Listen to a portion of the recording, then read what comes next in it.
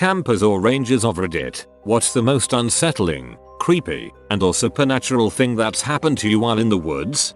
Went hiking with a good buddy of mine in the Carolina mountains in the middle of winter. We went way off trail, doing a full day's walk from where we'd parked. So by the time we set up camp we were miles away from the nearest human. We pitch our tent and cook ourselves some food and we're passing the whiskey flask back and forth enjoying the near pitch black night and the stillness and our little fire. At first we felt it, that sudden sensation of being not alone. Then after a few seconds we heard something move in the darkness. We're frozen. We hear it again, but the most terrifying thing is that this time, we realize whatever is out there, there's more than one of them, and they're big. My buddy and I lock eyes, too afraid to make any noise yet, and come to a silent agreement that scaring these things off is our best chance. He grabs a thick branch from the fire, and I grab one of the rocks we'd placed in a circle around it. I'm so scared I can barely breathe, but together we yell as loudly as we possibly can and charge into the darkness. And then we saw the eyes,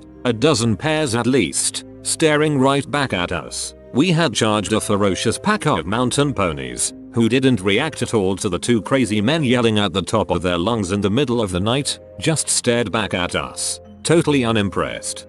Tricking ponies. My family used to camp in Algonquin Park in Ontario when I was a kid. We used to do a lot of the day hikes with our dog. The dog was a crazy runner and would run up and down the trail, back and forth between my parents and my brother and me. This one trail ended at a lookout. My brother and I stopped to take in the view, and my dog arrived. Seconds later, traveling at full speed. He attempted to apply the brakes, but the momentum carried him right over the edge. We freaked out. Our dog had just gone over a cliff, and it was a good 50 or 60 foot drop. I ventured over to the edge to look. My dog had somehow landed on the one ledge that sat about 10 feet down. Crap, now what? Any movement, and my dog would fall the rest of the way down. It was a sheer face, and no way to get down. Out of the blue, from the trail behind, appears a hiker with full climbing gear. Algonquin is not an area known for a lot of climbing. I've never seen anyone before or since with gear on that trail. This guy belayed down, rescued my dog, packed up and left. He didn't even stick around long enough to get his name. To all intents and purposes, he just returned to the trail and vanished. You have the mysterious stranger perk from Fallout.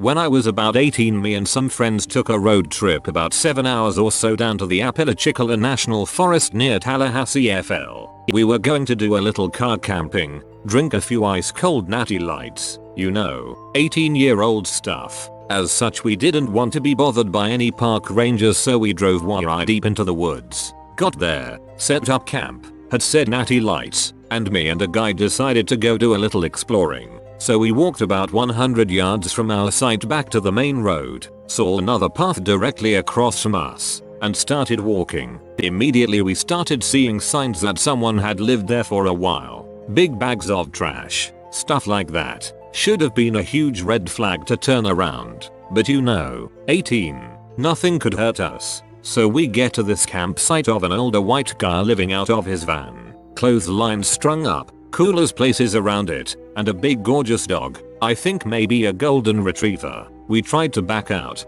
but he sees us and starts talking. He's friendly enough, asks us where we're from, tells us about some cool spots to check out in the park. We end up chatting for 10 minutes and going on our way. I kept thinking to myself how odd it was that he gave directions in steps, not yards or miles. The guy always seemed to be off balance, not stumbling drunk, but like he was walking on a balance beam, swaying side to side. Oh, and he was super excited to talk about national parks and forests where we were from. Okay, camping part over. We went back to our tents. Fast forward 2 months. Same buddy calls me late at night and tells me to turn on TV to the news. I oblige. I see an old dude with a van. You see where this is headed, but I didn't. So I get pissed at my friend for waking me up. No, watch. And then I see the golden retriever and it all clicks. What the frick? That man's name was Gary Michael Hilton. Convicted of at least 4 murders. He kidnapped and murdered a girl on Blood MTNGA, an older couple in the Pisgah NC, and a girl in the Apalachicola at that campsite not long after we left. Yes, The very same places he had been talking to us about. Obviously we call the cops. They put us in touch with the FBI. F is for Florida. And we get flown down to take investigators to the campsite. Point out every spot we saw anything. Tell them exactly what he told us. And show them the places he described to us. I didn't find out until after the trial. But apparently they found what appeared to be partially destroyed human finger bones in an area near the site.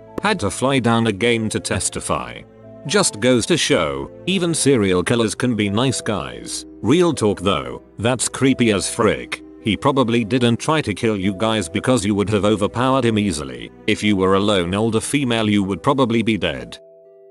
One more story. I was camping in the Florida Keys one winter. I managed to survive the large snakes and even larger alligators as well as the scorpions which would get in my shoes at night, but one experience I will never forget. My campsite was next to an old rock quarry which had filled with water and made a good place for swimming and getting water from. There was also an old dump site close to this quarry with piles of stoves and fridges and other junk. It had been there for a while but nothing new had been added to it for a long time. One day a fellow shows up and tells me that they were going to clean up the dump and burn some of the junk, so I better move my tent. So I gathered up all of my belongings and moved a few hundred yards back into the woods. That day they started burning the garbage and I thought nothing about it until I climbed into my tent at night. As soon as it got dark and I was falling asleep, my tent became covered with hundreds of rats. I guess they had moved out of the dump because of the fire and were just wandering around looking for food. They were everywhere, climbing up my ropes and over the top of the tent. I shook as many as I could off and started a fire and stayed up all night hoping they wouldn't return.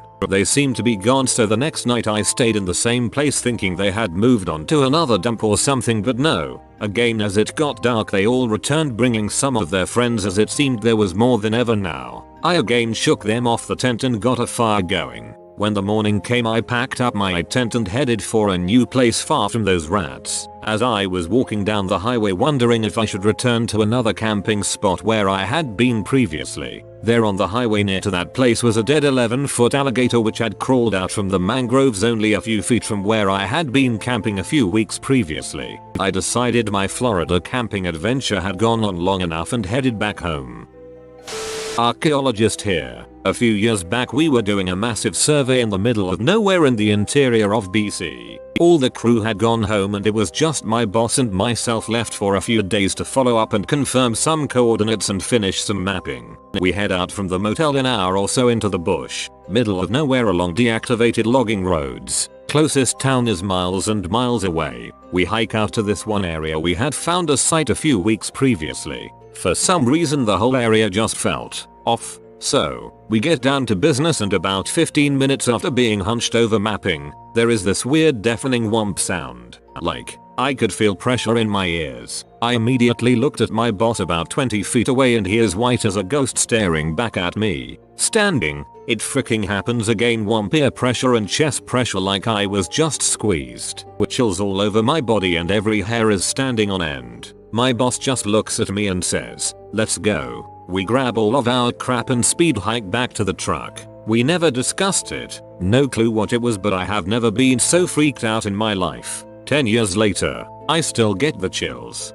I grew up in the central interior of BC. I hate to say it, but it sounds like it might have been a grouse. Those dumb road chickens. They can do some weird crap with their wings against their chest that make that whomp sound. It feels like a helicopter is in your chest. Bass that you've never felt before. It'll go right through your body, and they're so dumb you can kill them with a stick.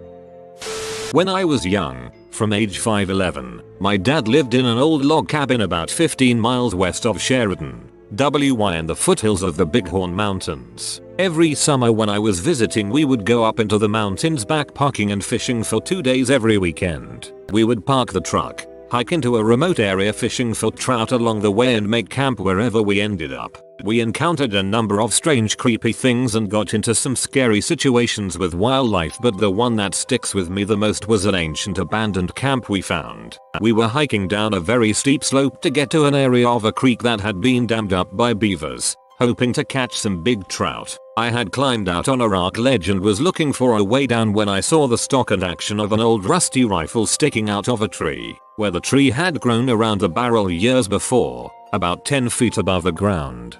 Dad and I climbed down to check it out and we found a small cave at the base of the rock formation, only about 12 feet deep, which would make a nice natural shelter but a really terrible place to set up a long-term camp. Inside we found a bunch of really old stuff. 3 heavy gauge unopened cans of food, an old cast iron pot that had holes rusted all the way through it, a crusty old saddle and bridle set, and a very deteriorated heavy wool blanket rolled up and tied with a leather belt. When we unwrapped the blanket we found several personal items including a rusty old cap and ball black powder revolver, a leather satchel with lead pistol shot, a powder horn with no black powder in it, tarnished old cartridges, presumably for the rifle in the tree, a straight razor, and most unsettling was a shirt with holes in it and over half of it stained with dried blood. As we stood there thinking about what all of this meant, it occurred to me how remote this place was even at that time. It was July of 1985, and the fact that whoever owned that shirt had been very seriously injured.